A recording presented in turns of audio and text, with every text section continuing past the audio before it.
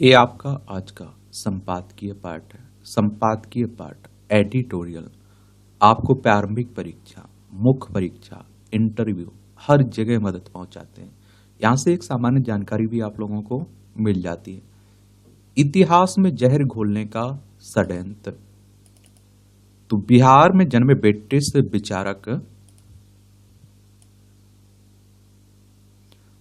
विचारक George Orwell का कथन है कि लोगों को मिटाने का सबसे कारगर उपाय यह है कि उनकी अपने इतिहास की समझ को मिटा दिया जाए। और आप देखिए, प्राचीन भारत के इतिहास को लेकर कुछ ऐसा ही खेल चल रहा है।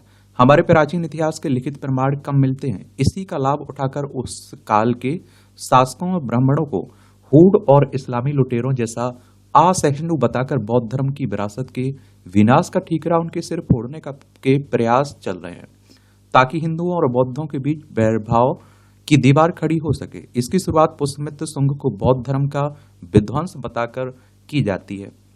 और आप देखेंगे कि कुछ बौद्ध ग्रंथों में उसे बौद्ध भिक्षुओं का संहारक और स्तूपों का विनाशक बताया गया है। और इसका पहला उल्लेख 3वीं से 5वीं सदी के बीच लिखे गए बौद्ध जातक अशोकावदान में मिलता है। और आप देखते हैं कि इसमें कहा गया कि पुष्यमित्र ने पटना के पास कोक्कोटाराम विहार पर चढ़ाई करके बौद्ध भिक्षुओं का संहार किया। वहां से उसने सियालकोट जाकर हर भिक्षु के सिर के लिए 100 रोमन दिनार देने का ऐलान किया। बौद्ध महायान शाखा की 8वीं सदी के ग्रंथ मंजूश्री मूल कल्प में कहा गया कि गौमी मुख नामक राजा ने कश्मीर से पूरब क्षेत्रों में स्थित विहारों भिक्षुओं का विनाश किया। बौद्ध ग्रंथों में पुष्यमित्र शुंगी की बौद्ध धर्म विरोधी हिंसा के इस उल्लेख को लेकर कई समस्याएं हैं। एक ही ग्रंथ पुष्यमित्र के काल से 400 से 1700 साल बाद के हैं। दूसरे, इनमें हिंसा की घटनाओं के वर्णन में बड़ा अंतर है। तीसरा, अशोकावदान में जिस रोमन दीनारों का पुरस्कार देने की बात कही गई है, वे पुष्यमित्र के समय चलन में ही नहीं थे। चौथे, पुष्यमित्र के ब्राह्मण होने का प्रमाण नहीं है। अशोकावदान ने तो उसे मौर्य वंश का आखिरी राजा बताया। और आप देखते हैं कि हर्षवर्धन के राजकवि बाणभट्ट ने अनार्य बताया इसे। और 5वीं समस्या है कि अभिलेखीय प्रमाणों चीनी बौद्ध यात्रियों के यात्रा संस्मरण पुष्यमित्र का बौद्ध विरोधी होना साबित नहीं करते हैं। ना ही शुंग कालीन किसी ऐसे हिंदू मंदिर या फिर मठ के अवशेष मिलते हैं जिन्हें पुष्यमित्र या उसके वंशजों ने बौद्ध विहारों को तोड़कर बनाया हो। बौद्ध धर्म का भारत से लोप होने के 2 बड़े कारण हो सकते हैं। पहला, बौद्ध धर्म और दर्शन में कोई ऐसी प्रमुख विशेषता न दिखना जो उसे हिंदू धर्म और दर्शन से विशिष्ट और आकर्षक बना सके। दूसरा, हूडों और इस्लामी आक्रांताओं के हमले जिन्होंने बौद्ध विहारों को ध्वस्त किया और आप देखते हैं कि भिक्षुओं को मार भगाया। बौद्ध स्तूप कला के उत्कृष्टतम नमूनों में से एक भरभूत का शिलालेख बताता है कि वह पुष्यमित्र के शासनकाल में बना। उसी के शासनकाल में सांची के स्तूप का विस्तार हुआ। मथुरा से मिला शिलालेख बताता है कि पुष्यमित्र के सामंत धनभूति ने वहां के एक बौद्ध संघाराम के लिए तोरण द्वार और परकोटे का दान किया। पुष्यमित्र के पुत्र अग्निमित्र का तो अमात ही बौद्ध भिक्षु था। और स्पष्ट है कि ब्राह्मणों और बौद्ध के बीच जिस वैरभाव का इतिहास गढ़ा जा रहा है वह कभी था ही नहीं। और इसलिए चीन से आने वाले बौद्ध यात्रियों फाहान हेनत्सांग और इस सिंह ने अपने यात्रा संस्मरणों में ना पुष्यमित्र की हिंसा का कोई उल्लेख किया, ना ही हिंदुओं और बौद्धों के वैरभाव का, दुश्मनी का। और आजकल कुछ वामपंथी इतिहासकारों ने नालंदा महाविहार के विध्वंस का इतिहास बदलने का अभियान छेड़ रखा है। उनका कहना है कि नालंदा के रत्नोद्भवी, रतन सागर और रतन रंजक नाम के पुस्तकालयों को बख्तियार खिलजी ने नहीं बल्कि एक ब्राह्मण साधु ने जलाया। एक अकेले साधु का हजारों भिक्षुओं और रक्षकों के होते हुए लाखों किताबों वाले पुस्तकालय की 3 इमारतों को अपनी सिद्धि के बल से जलाकर भस्म कर देना साफ तौर पर किदवंती इतिहास नहीं है। तुर्क लुटेरों और खासकर बख्तियार खिलजी की हिंसा का सबसे प्रामाणिक उल्लेख फारसी इतिहासकार मिनहाज अल सिराज की 1260 में लिखी गई किताब तबकात-ए-नासिरी से मिलता है। और इसमें लिखा है कि बख्तियार ने बौद्ध भिक्षुओं को सिर मुंडे ब्राह्मण समझकर उनका कत्ल आम किया और इमारतों से धन दौलत की जगह पुस्तकें मिलने पर उन्हें नष्ट किया। और उसके द्वारा ध्वस्त किए गए विहारों में विक्रमशिला और उदंतपुरी नाम के नाम तो हैं, पर नालंदा का नाम नहीं है। इसी आधार पर तर्क दिया जा रहा है कि बख्तियार ने नालंदा और उसके पुस्तकालयों को ध्वस्त नहीं किया, पर यह सही नहीं है, क्योंकि नालंदा में रहकर गए बौद्ध लामा धर्म स्वामी ने अपने संस्मरण में तुर्क लुटेरों के आक्रमण से हुई नालंदा महाविहार की दुर्दशा का विस्तार से वर्णन किया, और इसलिए केवल अल सिराज द्वारा नालंदा का उल्लेख न करने भर से सिद्ध नहीं होता कि बख्तियार ने नालंदा पर हमला नहीं किया।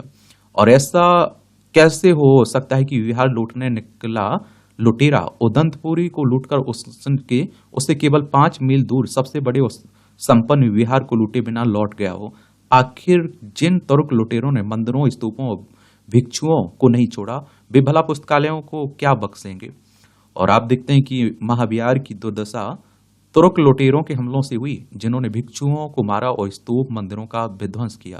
अलसराज ने लिखा है कि विक्रमशिला और उदंतपुरी का विनाश बख्तियार खिलजी ने किया। नालंदा और उदंतपुरी विहार लगभग सटे थे। ऐसे में यह मानना कितना तर्कसंगत है कि नालंदा में और सारा विध्वंस तो तुर्कों या फिर बख्तियार खिलजी ने किया, पर पुस्तकालयों को कोई साधु जला गया। नालंदा महाविहार की स्थापना हिंदू सम्राट कुमारगुप्त ने की थी, किसी बौद्ध ने नहीं। 200 गांवों का दान देकर आय का स्तर स्रोत सम्राट हर्षवर्धन ने बनाया। और आप देखिए, वहां शिक्षा का माध्यम संस्कृत था। वहां बौद्ध के साथ साथ विष्णु, सूर्यदेव और शिव के मंदिर भी थे। अपने अंतिम दिनों में यह जयादित्य नाम के ब्राह्मण के दान पर चलता था, और दानदाता अधिकतर हिंदू थे। बौद्ध और हिंदू आचार्यों के बीच शास्त्रार्थ के भी विवरण को तो खूब मिलते हैं, पर आपसी हिंसा का कोई ठोस प्रमाण नहीं मिलता। आखिर इन तथ्यों के आलोक में हिंदू बौद्ध दुश्मनी का इतिहास गढ़ना कितना सही है? लेखक बीबीसी हिंदी के पूर्व संपादक हैं। इनका नाम है, आप देखिए, शिवकांत शर्मा। इनके अपने विचार हैं ये, और इन्होंने जो किताबों का उल्लेख किया है, और देखिए आपके पास कोई और उल्लेख है किसी किताब में, आप कुछ और पढ़ रहे हैं, तो उसका उल्लेख आप नीचे बता सकते हैं। देखिए, ठीक है। चिंताजनक है घरेलू बचत में कमी आना। तो देश में घटती हुई घरेलू बचत के खतरे को भांपते हुए पिछले दिनों केंद्रीय वित्त मंत्री निर्मला सीतारमण ने रिजर्व बैंक के निदेशक मंडल की बैठक में कहा कि बैंकों द्वारा ऐसी आकर्षक ब्याज योजनाएं लाई जानी चाहिए और जिससे उनमें जमा राशि में तेज इजाफा हो सके। आरबीआई यानी कि रिजर्व बैंक ऑफ इंडिया की बात हो रही है, बैंकों का बैंक भी कहते हैं, हमारी केंद्रीय बैंक है। 1 अप्रैल 1935 में स्थापना हुई थी। मुंबई महाराष्ट्र में इसका हेडक्वार्टर देखने को मिल जाएगा आपको। चूंकि केंद्र सरकार अपने राजकोषीय घाटे को पाटने के लिए लघु बचत योजनाओं के तहत संग्रह राशि का भी उपयोग करती है, और इसलिए घरेलू बचत में लगातार कमी आना चिंताजनक है। घरेलू बचत किसी व्यक्ति के आय की वह शेष राशि है जो उपभोग आवश्यकताओं और विभिन्न वित्तीय देनदारियों के भुगतान के बाद बचती है। इस घरेलू बचत को बैंक और गैर बैंक के जमा, जीवन बीमा, राष्ट्रीय बचत प्रमाण पत्र, लोक भविष्य निधि, किसान विकास पत्र, सुकन्या समृद्धि पेंशन निधि तथा अन्य वित्तीय योजनाओं में निवेश किया जाता है। यदि हम देश में घरेलू बचत संबंधी आंकड़ों को देखें तो पाते हैं कि जो घरेलू बचत वित्त वर्ष 2006-07 में सकल घरेलू उत्पाद यानी कि जीडीपी का 18% थी, वह वित्तीय वर्ष घटते हुए 2022-23 में जीडीपी के 5.2% के स्तर पर आ गई है। यह आप देखते हैं कि यह पिछले 5 दशक में सबसे कम स्तर पर है। घरेलू बचत में कमी आने का प्रमाण गत दिनों पेश आम बजट भी दे रहा है। देखिए, बजट शब्द का उल्लेख हमारे संविधान में नहीं है, लेकिन वार्षिक वित्तीय विवरण की बात की गई संविधान के अनुच्छेद 112 में। चालू वित्त वर्ष 2024-25 के अंतरिम बजट में 14.77 लाख करोड़ रुपए घरेलू बचत से प्राप्त होने का अनुमान लगाया गया था, पर पूर्ण बजट में लघु बचतों से प्राप्ति के अनुमान को घटाकर 14.20 लाख करोड़ रुपए कर दिया गया है। और देश में आप देखिए, लोग कमाई का एक हिस्सा भविष्य के लिए घरेलू बचत के रूप में बचाकर रहे हैं, लेकिन अब इस बचत की प्रवृत्ति बड़ा बदलाव दिखाई दे रही है। लोग आवास, वाहन, शिक्षा, अच्छे जीवन के लिए विभिन्न प्रकार के कर्ज लगातार ले रहे हैं। जहां परिवारों की वित्तीय देनदारियां बढ़ने से घरेलू बचत सीधे तौर पर कम हुई है, वहीं आय के एक हिस्से का इस्तेमाल विभिन्न प्रकार के ऋणों के ब्याज के भुगतान के लिए भी किए जाने से घरेलू बचत कम हुई है। अब आप देखिए, लोगों के पास बच कहाँ रहा है? जब बचेगा तभी तो बचत होगी। देश में इस समय लघु बचत योजनाओं के तहत 40 करोड़ से अधिक बचतकर्ता हैं, और विभिन्न लघु बचत योजनाओं में तुलनात्मक रूप से कम ब्याज मिलने के कारण भी उनके द्वारा इनमें निवेश में कमी आई है। देश में बदलती हुई आयकर व्यवस्था के कारण भी आयकरदाताओं द्वारा की जाने वाली घरेलू बचत में कमी आ रही है और इस समय देश में आयकर भुगतान की पुरानी और नई दो कर व्यवस्था है। जहां पुरानी कर व्यवस्था में बचत और निवेश के लिए प्रोत्साहन है, वही नई कर व्यवस्था में बचत के वैसे प्रोत्साहन नहीं है। इस समय ज्यादातर आयकरदाता नई कर व्यवस्था अपना रहे हैं और इस वर्ष 31 जुलाई तक आयकर आकलन वित्त वर्ष 2024-25 के लिए दाखिल किए गए कुल 7.28 करोड़ आईटीआर में से लगभग 72% करदाताओं ने नई कर व्यवस्था को चुना है और नई कर व्यवस्था से बचत एवं निवेश की जगह उपभोग खर्च बढ़ाने की प्रवृत्ति का अधिक प्रोत्साहन मिल रहा है। और घरेलू बचत में कमी का एक अन्य कारण देश में महिलाओं द्वारा अपने पास आने वाले धन का उपयुक्त निवेश नहीं किया जाना है भी है। और राष्ट्रीय सांख्यिकी कार्यालय एनएसओ के मुताबिक बैंकों में कुल व्यक्तिगत खातों में से हर तीसरा खाता किसी महिला के नाम पर है, लेकिन बैंकों में जमा कुल राशि में से सिर्फ 20% ही महिलाओं के खातों में जमा है। ऐसा नहीं कि देश में लोगों की आय में कमी आई है, वस्तुतः भारत में प्रति व्यक्ति आय तेजी से बढ़ रही है। 10 वर्ष पहले वित्त वर्ष 2014-15 में जो प्रति व्यक्ति आय 86,647 रुपये थी, वही 2023-24 में करीब 2.28 लाख रुपए के स्तर पर पहुंच गई है। दरअसल अब लोग बड़ी संख्या में अपनी बचत को ऐसी जगहों पर निवेश कर रहे हैं जहां उससे उनको ज्यादा ब्याज और रिटर्न मिल रहा है और इसके लिए लोग अपनी बचत का बड़ा हिस्सा शेयर बाजार के जरिए कंपनियों के share, mutual fund, real estate, सोने एवं बहुमूल्य धातुओं में निवेश कर रहे हैं और इनमें घरेलू बचत की योजनाओं की तुलना में अधिक रिटर्न मिल रहा है। इसके अलावा महंगे वाहनों और विलासिता के सामानों की खरीद पर अब लोग ज्यादा खर्च कर रहे हैं। यही कारण है कि 10 वर्ष पहले तो सेंसेक्स 25,000 से स्तर पर था, आज वह 80,000 के ऊपर है। और आप देखते हैं कि भारत का शेयर बाजार इस समय दुनिया का चौथा सबसे बड़ा शेयर बाजार हो गया है। डीमेट खातों की संख्या बढ़कर 16.2 करोड़ हो गई है। और आप देखिए, घरेलू बचत व्यक्ति की आर्थिक मुश्किलों में सबसे पहला और विश्वसनीय वित्तीय साथी माना जाता है और ऐसे में घरेलू बचत के घटने की स्थिति चिंताजनक है, लेकिन यह किसी वित्तीय संकट की आहट नहीं है। रिजर्व बैंक के मुताबिक देश में परिवारों की वित्तीय देनदारियों में वृद्धि के बावजूद उनकी बैलेंस शीट बेहतर बनी हुई है। मार्च 2023 के अंत में परिवारों की वित्तीय संपत्तियां उनकी देनदारियों की तुलना में 2.7 गुना अधिक थी। भारतीय परिवारों का आय के प्रतिशत के रूप में ब्याज का भुगतान मार्च 2021 में 6.9 से घटकर मार्च 2023 में 6.7% रह गया है, जो वैश्विक स्तर पर भी सराहनीय है। उम्मीद करें कि सभी बैंक जमा प्राप्त करने के नए उपाय खोजेंगे, अपनी बचत योजनाओं को आकर्षित बनाएंगे, घरेलू बचत योजनाओं के लिए ब्याज दरों में उपयुक्त वृद्धि करेंगे और ऐसे रणनीतिक प्रयासों से घटती हुई घरेलू बचत में वृद्धि की जा सकेगी और इससे अर्थव्यवस्था के लिए भी अधिक निवेश का प्रबंधन किया जा सकेगा। लेखक Acropolis institute of management studies and research Indore के निदेशक हैं। इनका नाम है डॉक्टर जयंतीलाल भंडारी। इनके द्वारा ये आर्टिकल लिखा गया है। आप क्या सोचते हैं? अपनी राय आप लोग दिया करिएगा। ये आप देखिए, ऊर्जा सकारात्मक जगत के सभी कार्य ऊर्जा द्वारा ही फलीभूत होते हैं। हालांकि यह ऊर्जा सकारात्मक एवं नकारात्मक दोनों रूपों में विद्यमान होती है, जिसकी कसौटी परिणामों की उत्कृष्टता पर निर्भर करती है। यदि ऊर्जा व्यक्ति को मानसिक शांति का अनुभव कराने के साथ साथ सभी के कल्याण की कामना करती है तो ऐसी ऊर्जा सकारात्मक मानी जाती है। इसका परिणाम सुखद होता है और इसके विपरीत यदि यह विध्वंस एवं विनाश पर टिकी हो तो मात्रात्मक रूप से अधिक होने के बावजूद ऊर्जा नकारात्मक प्रभावों को प्रदर्शित करती है। हर्ष, उल्लास एवं आनंद, इन सब में ऊर्जा का प्रभाव इतना है कि यह पूरे परिवेश को सकारात्मक रूप से प्रभावित करने की क्षमता रखती है। वहीं क्रोध में अपार ऊर्जा होती है, लेकिन यह ऊर्जा इतनी नकारात्मक होती है कि हमारी शक्ति को विवेकहीन कर देती है। और ऊर्जा के रूप सदैव परिणामों पर निर्भर नहीं करते हैं, बल्कि उन परिणामों के प्रति हमारी अभिवृत्ति भी हमारे अंदर ऊर्जा के स्वरूप निर्धारण में महत्वपूर्ण भूमिका निभाती है। मनुष्य अपने अंदर के नकारात्मक भाव को नष्ट करके भी सकारात्मक ऊर्जा का संचय कर सकता है। वह अपने भीतर के अहंकार, द्वेष और प्रतिशोध के भाव को नष्ट कर अपने जीवन में शांति का अनुभव कर सकता है। अहंकार की समाप्ति न केवल एक सहज और शांतिपूर्ण जीवन का मार्ग प्रशस्त करती है, बल्कि यह मार्ग अन्य लोगों के लिए भी प्रेरणा का स्रोत बनता है। इसी प्रकार जब व्यक्ति दुर्व्यवहार को झेलता है तो उसके मन में प्रतिशोध की भावना पैदा हो जाती है, परंतु यदि कर्मों को नीति के हवाले कर दें तो मनुष्य न केवल स्वयं को एक आंतरिक ज्वाला से बचा लेता है, बल्कि प्रतिक्रियात्मक रवैये से मिलने वाले परिणामों की भयावहता की विवेचना की शक्ति भी उसे मिल जाती है। यह शक्ति सकारात्मक ऊर्जा के संचय का परिणाम है। अच्छा कॉलम लिखा जाता है, इंटरेस्टिंग, दिलचस्प। ये आप देखिए, सुधार पर सस्ती राजनीति। विभिन्न केंद्रीय मंत्रालयों में संयुक्त सचिव, निदेशक और उप सचिव जैसे पदों पर लेटरल एंट्री यानी एक तरह से सीधी भर्ती के माध्यम से 45 विशेषज्ञों की नियुक्ति की प्रक्रिया पर कांग्रेस और कुछ अन्य दलों की ओर से जिस तरह आपत्ति जताई जा रही है, वह यही बताती है कि विरोध के लिए विरोध वाली राजनीति की जा रही है।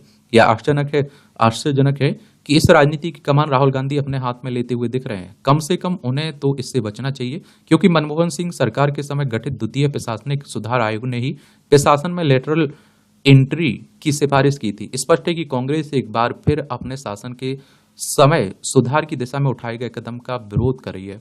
वह ऐसे ही नकारात्मक रवैये का परिचय आधार की उपयोगिता बढ़ाने के मामले में भी दे चुकी है। राहुल गांधी को यह नहीं भूलना चाहिए कि वित्त सचिव के रूप में मनमोहन सिंह की नियुक्ति लेटरल एंट्री ही थी, और वह भी बिना किसी निर्धारित प्रक्रिया के। इसके विपरीत वर्तमान सरकार एक तय प्रक्रिया के तहत लेटरल एंट्री कर रही है, और इसी कारण इसकी जिम्मेदारी संघ लोक सेवा आयोग को दी गई है। राहुल गांधी और कुछ अन्य विपक्षी नेताओं की ओर से यह जो माहौल बनाया जा रहा है कि लेटरल एंट्री के जरिए विभिन्न मंत्रालयों में विशेषज्ञों की नियुक्ति से आरक्षित वर्गों के हितों को नुकसान होगा, इसलिए कोई उचित नहीं है, क्योंकि यह कहीं नहीं कहा गया कि इन वर्गों के लोग आवेदन नहीं कर सकेंगे।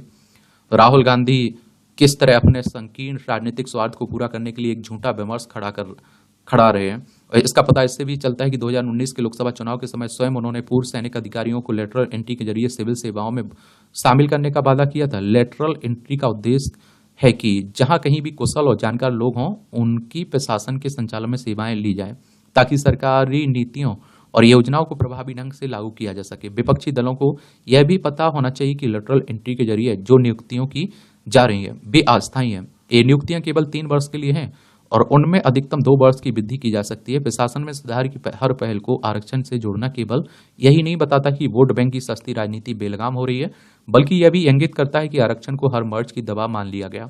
यह ठीक नहीं है। भाजपा और राज्य साथी मोदी सरकार को इसके प्रति सतर्क रहना होगा। विपक्षी दल उसके खिलाफ झूठा नैरेटिव खड़ा कर जनता को गुमराह ना करने पाए। लोकसभा चुनाव में भी ऐसा कर चुके हैं।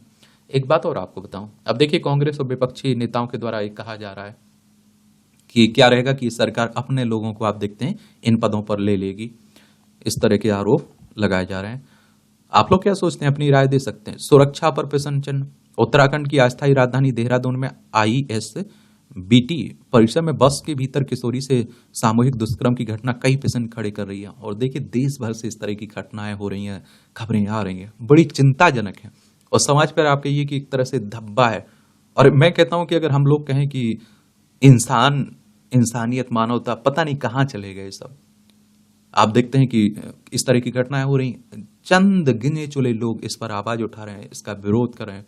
बाकी ऐसे लग रहा है कि सब चुप बैठे हुए हैं, जिंदा लाश बन चुके हैं, किसी के मुंह से कुछ नहीं निकल रहा है। अरे भाई, नेता बाद में बने, आप पहले किसी के बेटे होंगे, आप किसी के भाई होंगे, समझ रहे हैं, और किसी के बाप होंगे।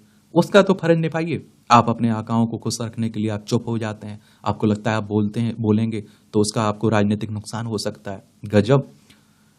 और अब तक 5 आरोपितों की गिरफ्तार जरूर कर लिया गया, लेकिन यह घटना ISBT परिसर में यात्री सुरक्षा प्रबंधों में गंभीर चूक का नतीजा है। घटना जिम्मेदारों को कटघरे में खड़ा कर रही है। हैरान कर देने वाली बात यह है कि जिस ISBT परिसर में दिन रात यात्रियों की आवाजाही रहती, वहां सुरक्षा को लेकर इतनी बेफिक्री क्यों? महिलाओं की सुरक्षा को लेकर बसों में सफर से लेकर बस अड्डों तक में तमाम प्रबंधन करने के दावे किए जाते हैं, मगर आप देखेंगे इस घटना ने असलियत सामने लाकर रख दी है। ड्राइवर कंडक्टर का दुस्साहस देखिए कि वह किशोरी को दिल्ली से देहरादून लाए और वहां उसके साथ दरिंदगी कर डाली।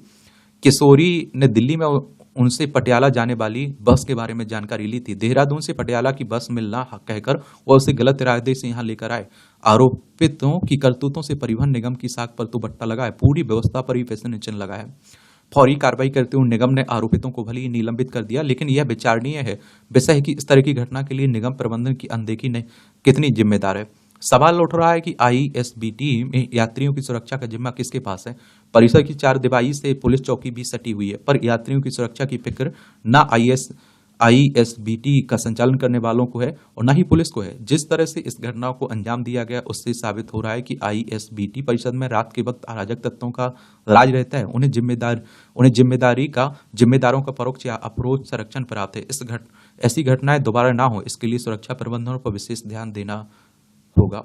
और देखिए, जिन्हें हम रक्षक समझते हैं वही भक्षक निकल आते हैं, तो क्या कह रहे हैं।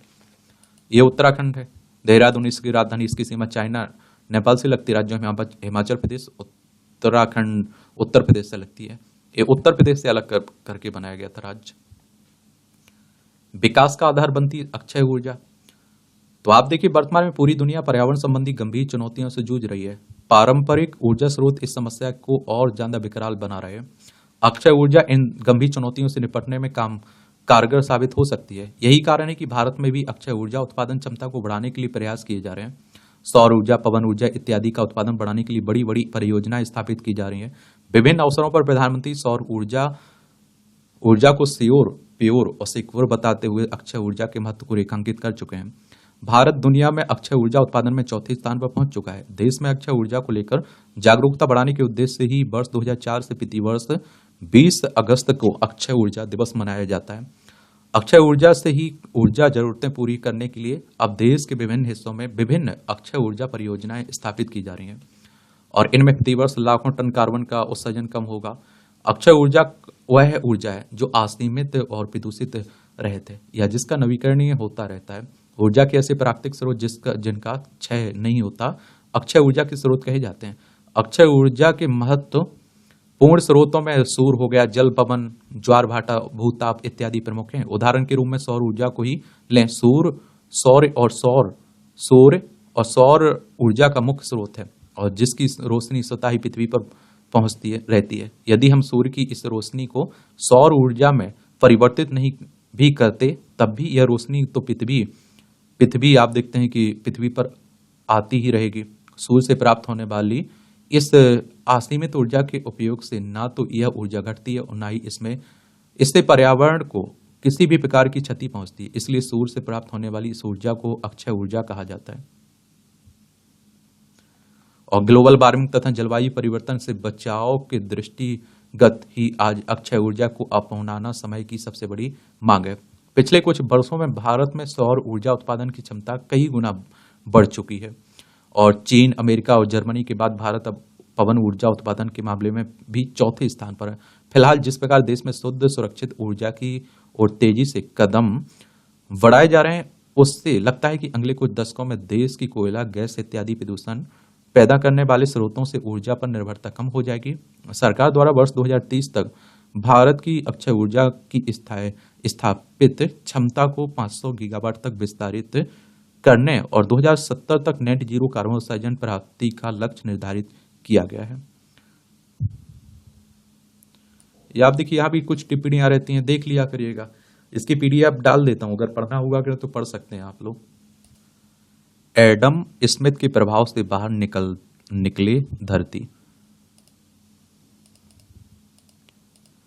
ये आप देखिए, जलवायु परिवर्तन की वर्तमान स्थितियों का अर्थशास्त्र के जनक एडम स्मिथ से क्या रिश्ता हो सकता है।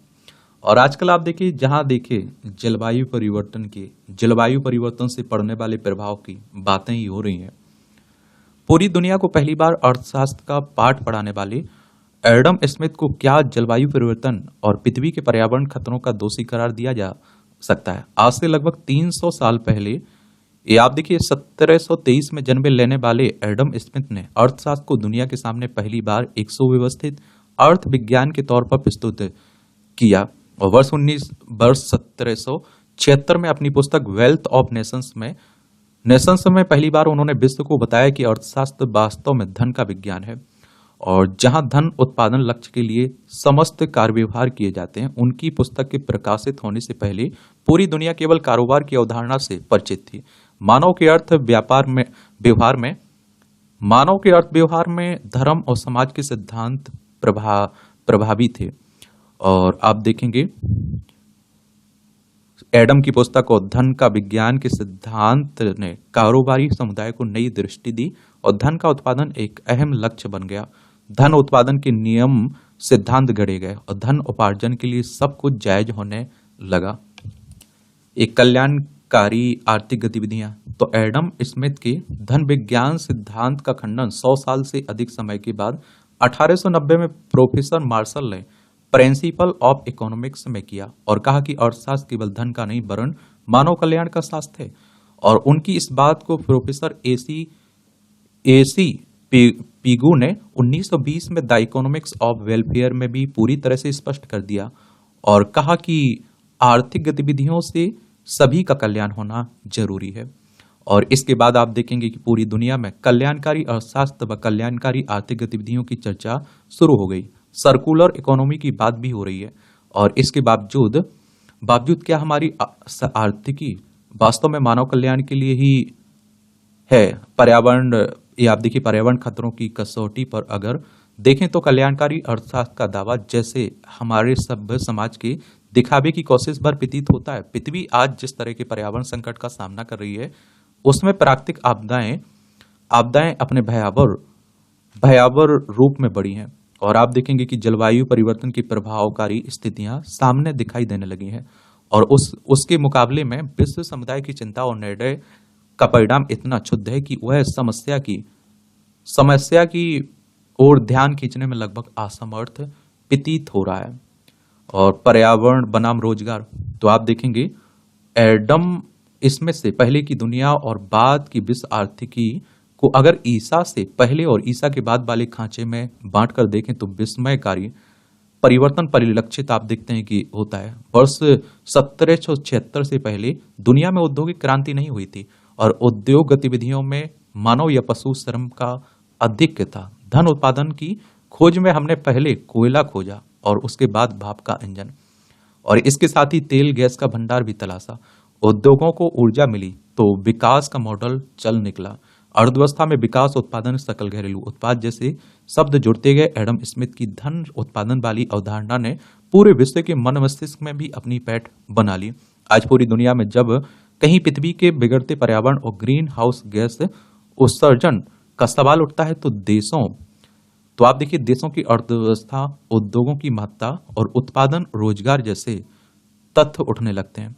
और तब आप देखिए पृथ्वी पर्यावरण की पहरेदारी करने वाले भी उन्हीं अर्थशास्त्रियों से विकल्प की याचना करते दिखाई देते हैं जो एडम स्मिथ की अर्थ उत्पादन वाली अवधारणाओं के पोषक हैं, जो विकास को जीडीपी के आंकड़ों में देखते हैं।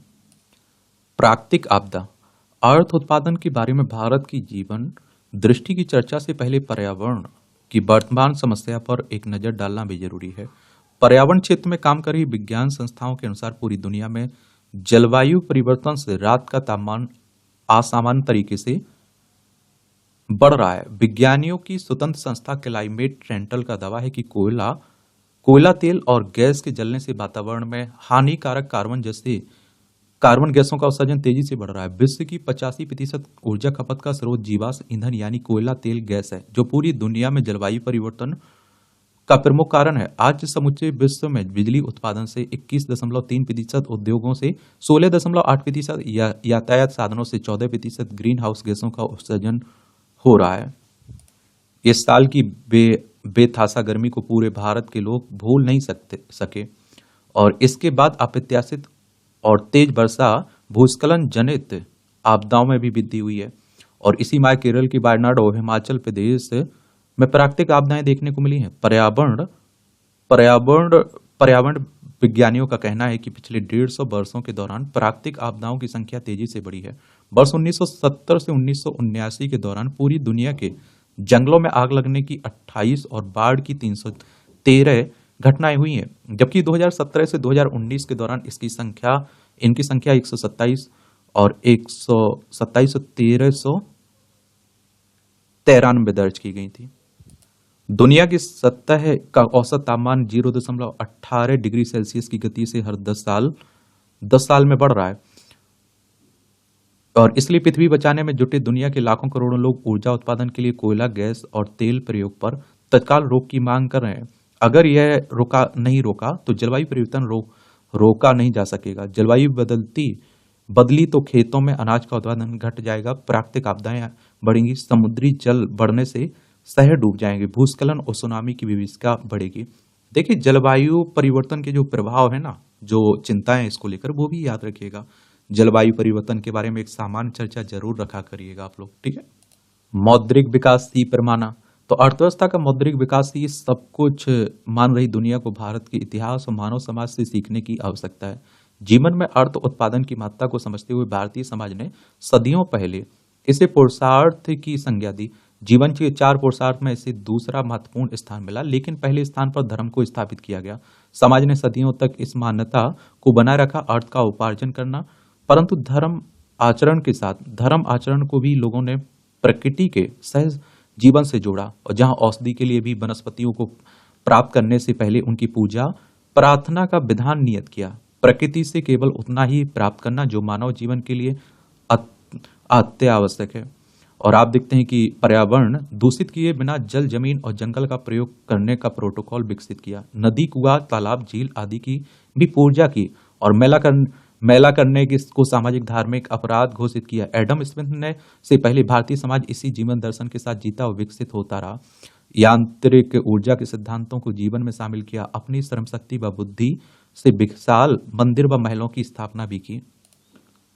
वैसे औद्योगिक क्रांति के समर्थक यह कह सकते हैं कि उस समय दुनिया की विकास गति बहुत धीमी थी, लेकिन इस विकास यात्रा में धरती खिलखिला रही थी और उसी तरह से शुद्ध वायु और जल का उपहार दे रही थी, जिसकी एक झलक कोरोना लॉकडाउन के दौरान दिखी।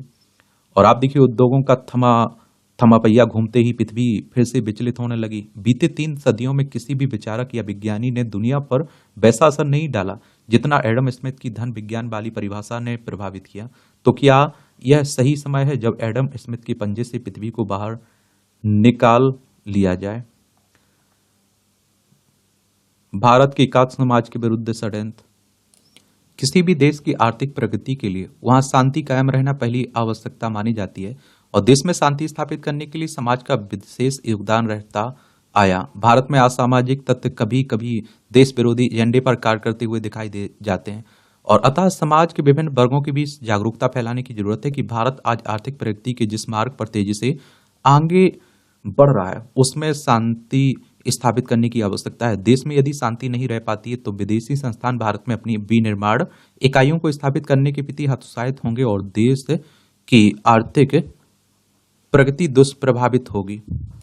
भारत पिछले लगभग 2000 वर्षों के खंडकाल में से अधिकतम समय पूरे विश्व में एक आर्थिक ताकत के रूप में अपना स्थान बनाने में सफल रहा। वर्ष 712 में हुए आक्रांताओं के आक्रमण के बाद भी भारत की आर्थिक प्रगति पर बहुत फर्क नहीं पड़ा, परंतु अंग्रेजों के भारत में आने के बाद से भारत की आर्थिक प्रगति को जैसा ग्रहण लग गया था, कुछ विदेशी ताकतों द्वारा भारत में एक बार पुनः इस प्रकार के प्रयास किए जा रहे हैं कि हिंदू सनातन संस्कृति को मानने वाले हिंदू समाज को किस प्रकार आपस में लड़ाकर छिन्न भिन्न किया जाए। देश में जातियों के आधार पर जनसंख्या की मांग की जा रही है ताकि देश में विभिन्न जातियों के बीच झगड़े पैदा हो और इस प्रकार भारत को एक बार पुनः गुलाम बनाने में आसानी हो।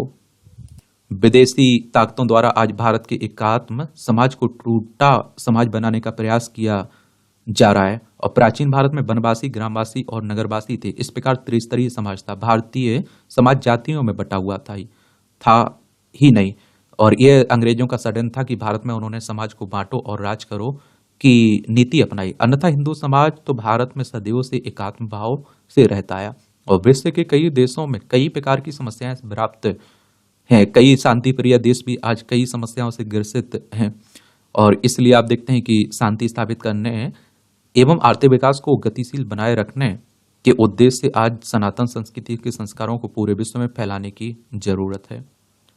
तो ये भी आप देखेंगे। देखिए, जो काम के आर्टिकल रहते हैं, खबरें रहती हैं, उन पर हम लोग विस्तार से चर्चा कर लेते हैं। बाकी राजनीति की बातें होती हैं तो उन पर बातें नहीं करते, उन्हें नहीं देखते हैं। अगर आप लोग चाहते हैं पढ़ना तो पढ़ सकते हैं। तो इस तरह से आप देखेंगे आज के दैनिक जागरण का जो संपादकीय पाठ है उसकी कहानी है।